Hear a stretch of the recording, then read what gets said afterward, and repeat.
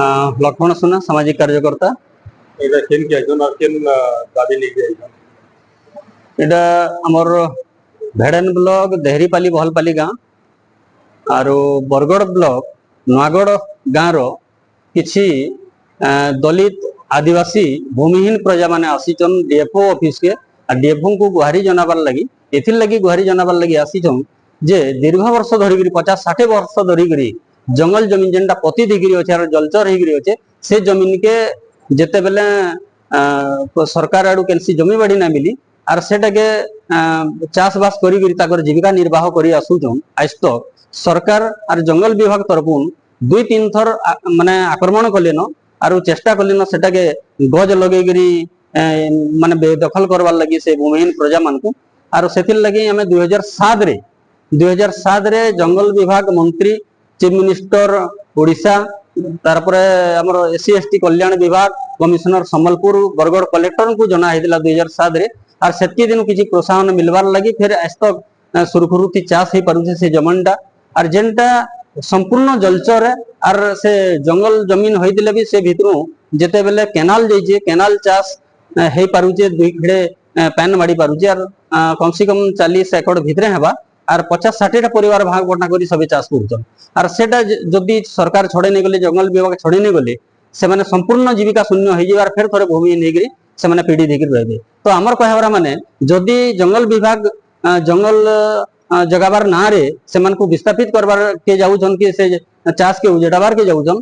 सेटा नै करिगिरी तार लागिगिरी जेन पतित जंगल पड़िया हेगिरी अछि सेटा के से माने प्राधान्य दोन आर सेनु गज जउन आर इडा बहुत सीमित अंचल है जेनटा से माने 150 एकड़ देखौजन 100 एकड़ भितरे से माने चाष जंगल वृक्षारोपण कले भी चलु यार एटा संपूर्ण जलचर है आर गज जगाले भी इनो हे ना पारे सेतिर लगे आमे भाबुचु जंगल विभाग सरकार गोटे षडयंत्र कला बागी से गरीब लोक मानकर आदिवासी दलित मानकर से जमीन के उजेड़ाबार लगी आर ताकू जीविका शून्य करवार लगी से वृक्षारोपण काम ना रे इटा आसीजन आर हठात जेसीबी लगेगिरी जेन यार भंगा भंगी करथिले शताधिक महिला पुरुष जाइगिरी ताके प्रतिवाद करिजन आरो से माने किछि समय लगी काम के अटकाइछन आर से फॉरेस्टर के कहिगिरी काम अटका हितला तार परे हमें डीएफओ के आसीगिरी सेतिर लगी एटा कोहा गला आर डीएफओ जेनटा कहूछन हमर बहुत जंगल वृक्षारोपण भी करबार नानो 10 हेक्टर के नेगिरी हमर वृक्षारोपण करबार अछि खणता पंचायत आर सेति भितर हमें करमु आपण रेंजर संगे कथा वार्ता हेगिरी गुटे मुकाबिला करूं आर गुटे सहमति प्रकाश करूं आपण भी जेनता चाष करि पारबे आर हमर भी जेनता गज लगा जाई पारबा बोली कि डीएफओ कर उत्तर हमें पाइछु विक्रम दे पटनायक डीएफओ बरगड़ कौन कहे वर्तमान जो बहुत लोग आए भेड़न ब्लॉक जमी अच्छी जमी जंगल विभाग वृक्षारोपण कर चाष जमी नष्ट कर अभियोग कौन नाई से प्रकार अभियोग सत्य नुहे सेठी हमर खंडहता रिजर्व फॉरेस्ट रे हमर ए वर्ष प्लांटेशन कार्यक्रम करा जिवो आ से खंडहता रिजर्व फॉरेस्ट को हमर डीजीपीएस सर्वे ही निकट रे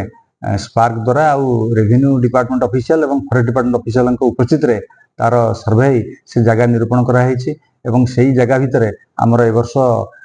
वृक्षारोपण कार्यक्रम करा जिवो आउ किंतु से जो लोक मैंने आसी अभियोग धरिकी पाखे कौन प्रकार जमीर पट्टा फटा किसी ना से माने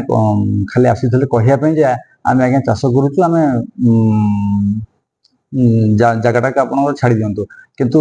भितर मुझे आम सरकारी प्लांटेशन प्रोग्राम तेणु अच्छी तेणु से प्लांटेशन कार्य करा तेणु किए जब जबरदखल कर ताले से कथा भिन्न कथा तेणु तो आमर सबुदिन से चली पार ना कि बर्तमान कौन प्रकार ना पट्टा बा टाइटल किसी इश्यू ही ना तो बर्तमान जो समस्या नहीं समाधान कौन बात समाधान आमर रेंज अफसर को कहुई से गाँव में मीटिंग करेंगे मीटिंग कलापर लोक सहित बसी कथा आलोचना कर आपस बुझाणा भितर तार समाधान